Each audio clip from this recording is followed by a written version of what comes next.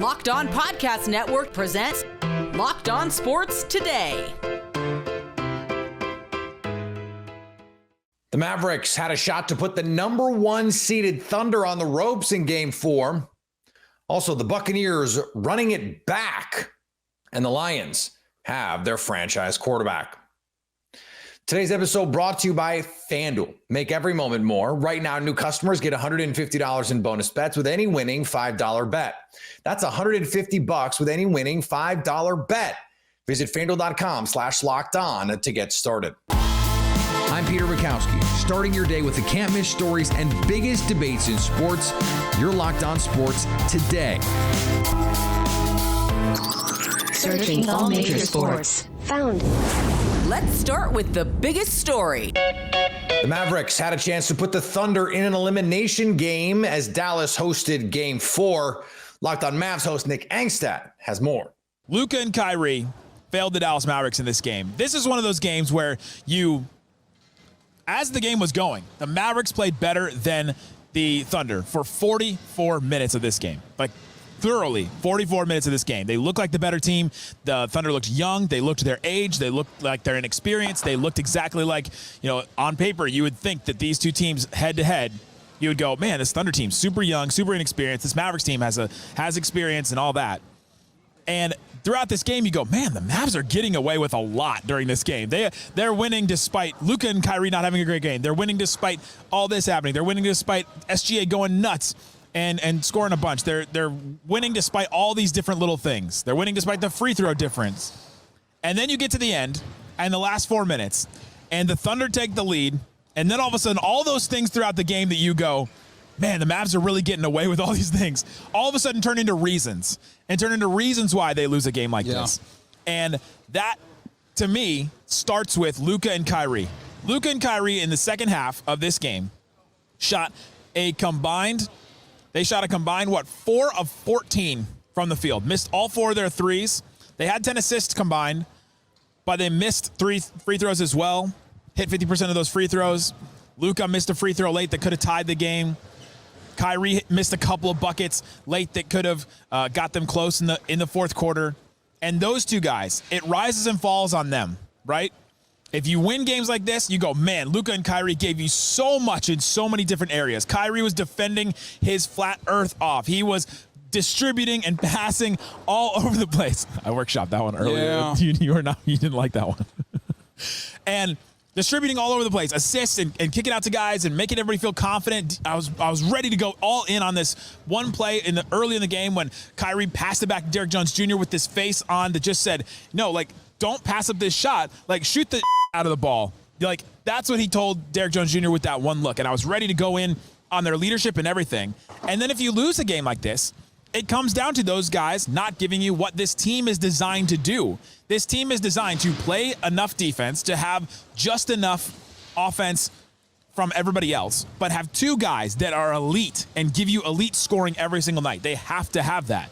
And they've been getting away with it until tonight, Reggie. Yeah, absolutely. I mean, look, you started to get to the place that I wanted to go to, but I mean, these guys are your superstars, right? And this is a game, as we said, and I'll flip the thing that we say all the time on its head. This is a game that you traded Kyrie for, right? In a game that comes in, and Luka Doncic, we know that he's had the injuries, right? The knee. We know that he says that everything hurts, right? The shot has not quite been in the way that it needed to be.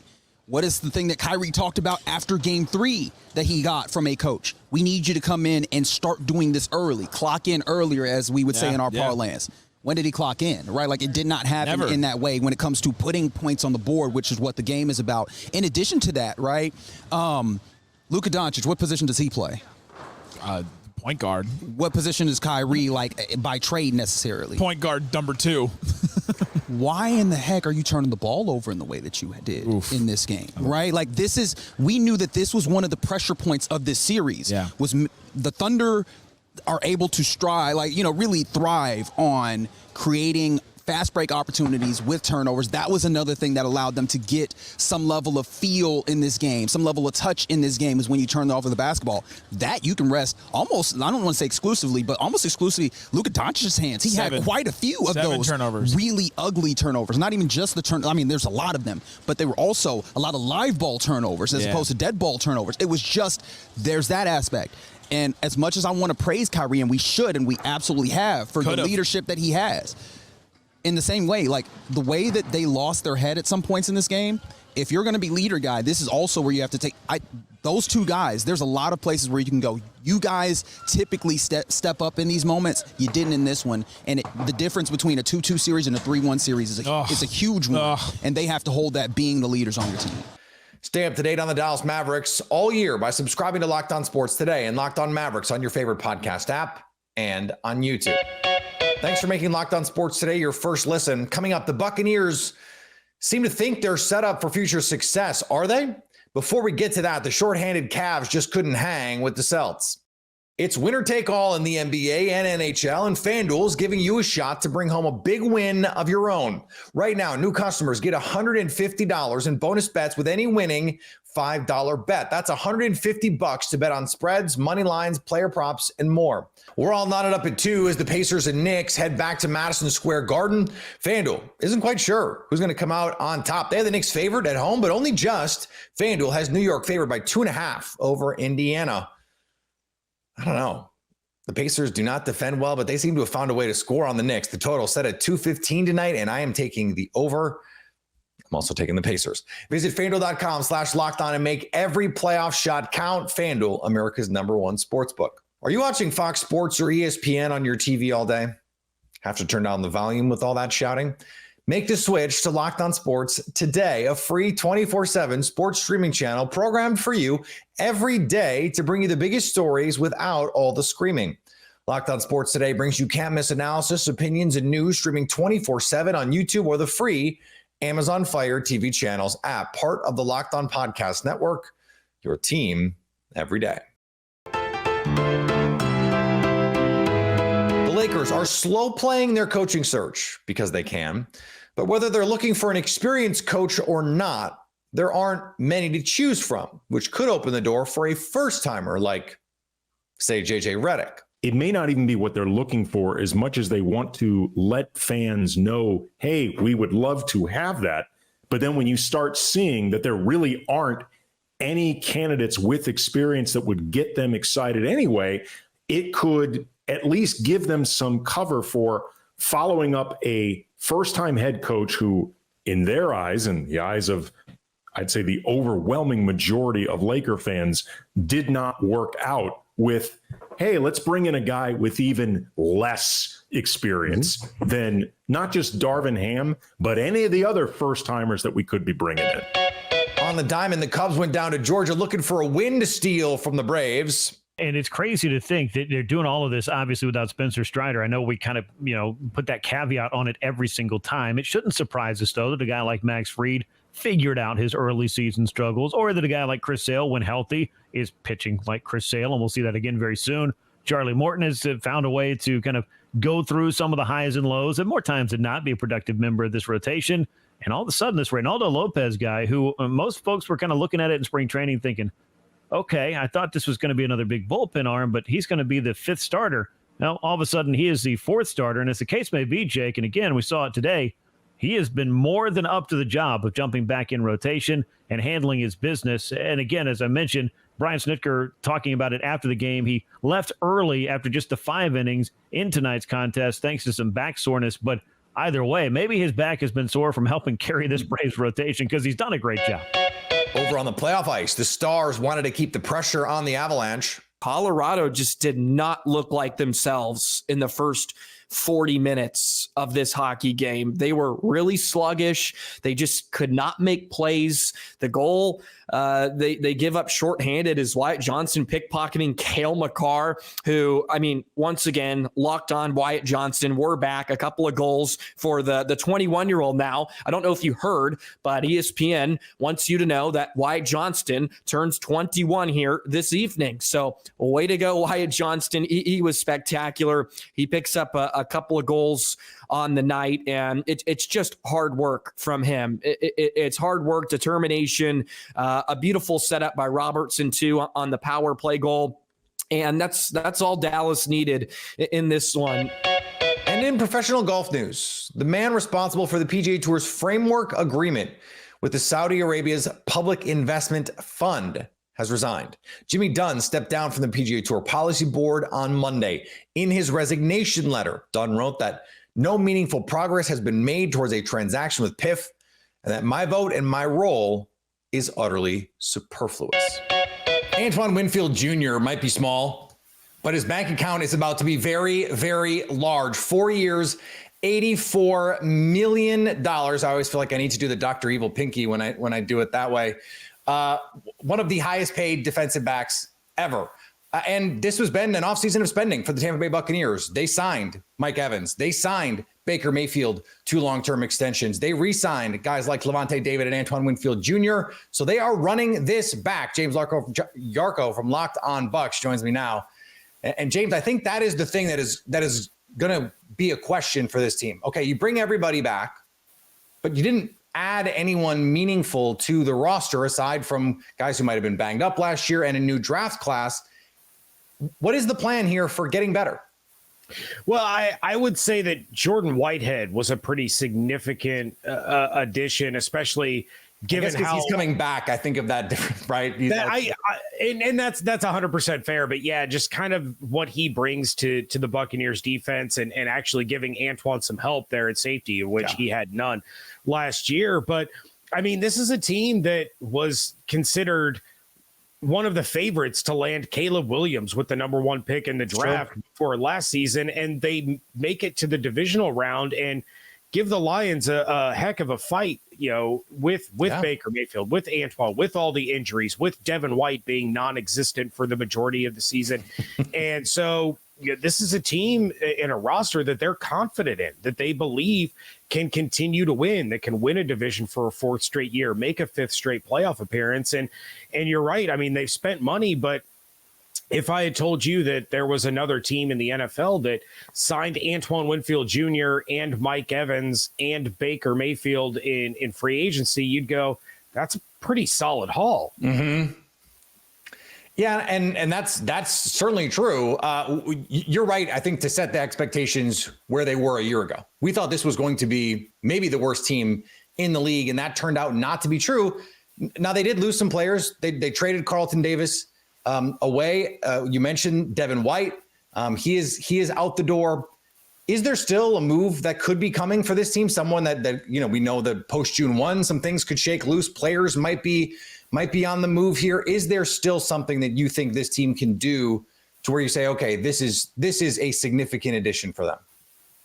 I don't really think that there's anybody out there that they can bring in and it's really going to move the needle. And I don't really think they're in a spot where they're going to look to make a big trade. I think the focus now shifts over to Tristan Wirfs, and they're going to continue to spend money on their own in-house guys. And you take a look, this may be Chris Godwin's last year. Could they move him and try to get something beyond a comp pick?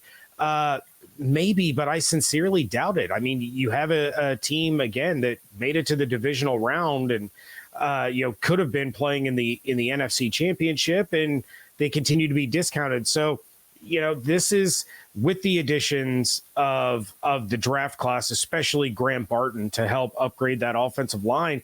This is a team that was already pretty loaded with talent, and now with the addition of the draft class and the additions of Jordan Whitehead and Randy Gregory to an extent, Bryce Hall and Tavier Thomas to help the depth at corner, they're in pretty good shape, especially given that they are in the NFC South.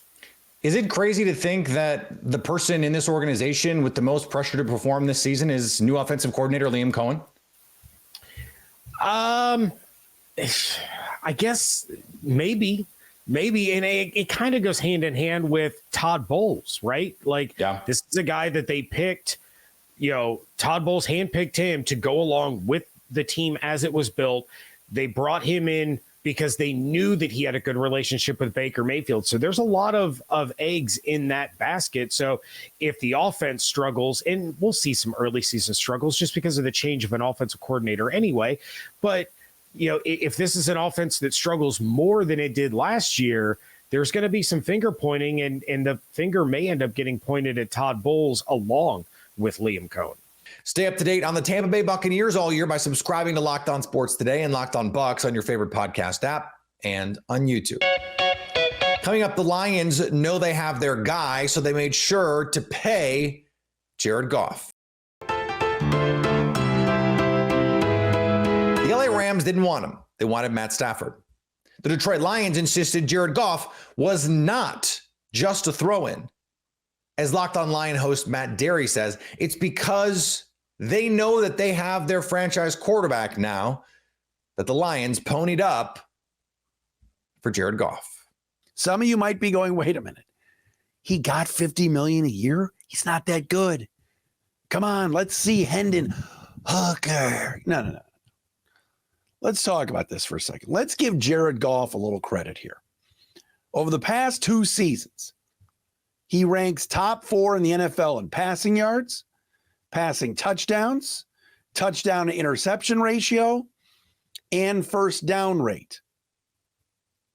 9,013 passing yards, 59 passing touchdowns over the last 2 years, 3.1 TD to interception, 38% first down percentage. Let's use our good friends to the north and west as a prime example, the Chicago Bears. All right, bear down, Chicago Bears, right? The Chicago Bears think they've got their quarterback. Think they've got their quarterback of the future. They believe that Caleb Williams is the guy. He might be. When was the last time the Chicago Bears knew, not thought, knew that they had their quarterback? Anybody? 1986, 87, Jim McMahon? Did they think they had their guy in Rex Grossman that took him to the Super Bowl? No, he was not the guy. What about Mike Tomczak? What about Jay Cutler? What about Justin Fields? What about, oh God, who's the former Lion that was there? He went back and beat the Lions. We could go on and on. The Chicago Bears have not had a quarterback that they've known has been their guy since the Super Bowl shuffle team. I was 12. I'm 50 now. The Detroit Lions know they have their guy, and it was time to pay up. Jared Goff deserves so much credit for his evolution. He didn't let Sean McVay unceremoniously showing him the door and wanting to upgrade. Like, as clear as day, saying, I don't think you're good enough. Let me go get this guy who I think is good enough. And then they won the Super Bowl, by the way. He didn't let it ruin his career. He went to Detroit and played some of the best football of his life. And he deserves an enormous amount of credit for that.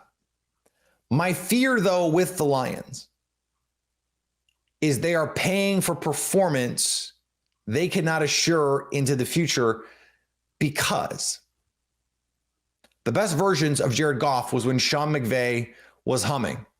And then Sean McVay decided, this has gone as far as I can take it with this guy. And now Jared Goff has reinvented himself under Ben Johnson. Ben Johnson could have had a head coaching job last year if he wanted one. Is he going to take another cycle off? And if he is, how many more will it be? If he doesn't get a head coaching offer next offseason, it will be because Jared Goff isn't worth the money he's being paid. This is a considerable gamble that Jared Goff isn't just a product of now 2 systems. What happens when the system leaves? We don't know. But the Lions are paying Jared Goff like he is the system, like he can elevate the players around him without the system. And we don't have any reason to believe that's true. And finally, streaming. It is a love-hate relationship with sports fans. The last few years, Peacock held the rights to the Sunday leadoff. They would exclusively broadcast the first game of the day on Sunday. Major League Baseball has moved on to a different company, as Roku will now hold those broadcasting rights. Roku's package, branded as Sunday Leadoff, consists of 18 games, starting with this Sunday's 105 East contest between the Cardinals and Red Sox, lasting through September 15th. All sports seem to be moving more to a streaming model, but that doesn't mean there will be a universal streaming app for that. This will not be like cable. It will be much more complicated. Are you watching Fox Sports or ESPN on your TV all day? Have to turn down the volume with all the shouting? Make the switch to Locked On Sports Today, a free 24/7 sports streaming channel programmed for you every day to bring you the biggest stories without all the screaming. Locked On Sports Today brings you can't-miss analysis, opinions, and news, streaming 24/7 on YouTube or the free Amazon Fire TV channels app, part of the Locked On Podcast Network. Your team every day. Coming up on the next Locked On Sports Today, is this version of the New York Rangers the best ever? So at least until tomorrow, stay locked on sports today. Locked On Podcast Network presents Locked On Sports Today. For more episodes of Locked On Sports Today, go to our video on demand. Click on sports at the top of your screen. There, you'll find past episodes of Locked On Sports Today, plus other Locked On shows on demand.